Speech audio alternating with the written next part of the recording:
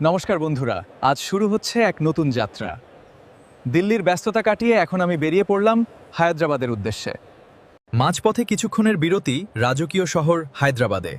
এখানকার এয়ারপোর্টটা যেমন সুন্দর, এখানকার পরিবেশটাও তেমনই দারুণ। এবার হায়দ্রাবাদকে বিদায় জানিয়ে রওনা দিলাম প্রিয় শহর গুয়াহাটির পথে। মেঘের ওপর দিয়ে এই যাত্রাটা সবসময়ই রোমাঞ্চকর। অবশেষে পৌঁছে গেলাম নিজের আপন জায়গায়, গুয়াহাটিতে। ভ্রমণটা ছোট হলেও ছিল বেশ আনন্দদায়ক। দেখা হবে পরের ভিডিওতে। নমস্কার বন্ধুরা, আজ শুরু হচ্ছে এক নতুন যাত্রা। দিল্লির ব্যস্ততা কাটিয়ে এখন আমি বেরিয়ে পড়লাম হায়দ্রাবাদের উদ্দেশ্যে। মাঝপথে কিছুক্ষণের বিরতি রাজকীয় শহর হায়দ্রাবাদে। এখানকার এয়ারপোর্টটা যেমন সুন্দর, এখানকার পরিবেশটাও তেমনই দারুণ। এবার হায়দ্রাবাদকে বিদায় জানিয়ে রওনা দিলাম প্রিয় শহর গুয়াহাটির পথে।